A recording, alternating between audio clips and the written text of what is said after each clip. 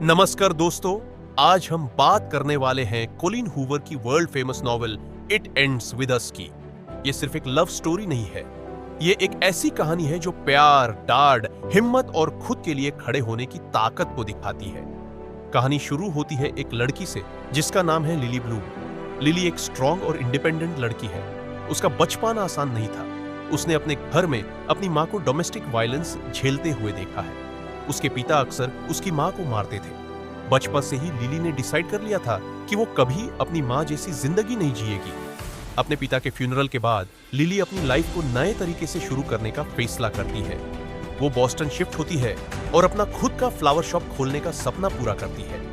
एक दिन उसकी मुलाकात होती है एक हैंडसम और इंटेलिजेंट न्यूरो सर्जन से जिसका नाम है राइल किनकेड। राइल एम्बिशियस है, सक्सेसफुल है और शुरू में वो रिलेशनशिप में बिलीव नहीं करता, लेकिन धीरे धीरे राइल और लिली एक दूसरे के करीब आ जाते हैं। उनके बीच अट्रैक्शन होता है, केमिस्ट्री स्ट्रांग होती है और धीरे धीरे वो प्यार में पड़ जाते हैं। सब कुछ परफेक्ट लग रहा होता है, लेकिन कहानी में एक ट्विस्ट तब आता है जब लिली के पास का एक इंसान वापस आता है, अटलस कोरिगन।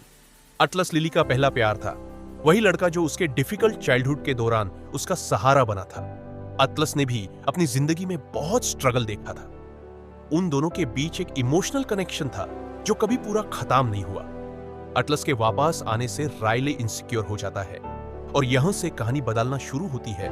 एक दिन गुस्से में राइले लिली को धक्का दे देता है। शुरू में लिली यूज एक्सीडेंट समझकर इग्नोर कर देती है।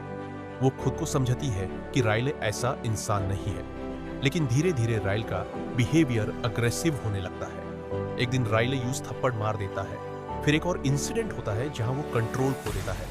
यहाँ लिली के सामने सबसे बड़ा सवाल खड़ा होता है, क्या वो भी अपनी माँ की तरह सब कुछ सहकर रिलेशनशिप में रहेगी या फिर वो इस साइकिल को यही खत्म करेगी। लिली प्रेग्नेंट हो जाती है। अब फैसला और भी मुश्किल हो जाता है, क्या वो अपने बच्चे को भी वही इन्वायरमेंट देगी जो उसने खुद देखा था। लिली को अपनी माँ की याद आती है। उसे समझ आता है कि उसकी माँ कमजोर नहीं है, बल्कि सिचुएशन बहुत कॉम्प्लिकेटेड है। कभी कभी प्यार और डाड एक साथ एग्जिस्ट करते हैं। लिली राइल से प्यार करती है, लेकिन वो अपने आप से भी प्यार करती है। और फाइनली लिली एक बहादुर फैसला लेती है। वो राइल को छोड़ देती है। वो डिसाइड करती है कि यह सिलसिला यही खत्म होगा। It ends with us. वो अपने बच्चे के लिए एक सेफ फ्यूचर चाहती है। वो चाहती है कि वायलेंस की चेन उसके जनरेशन पर खत्म हो जाए।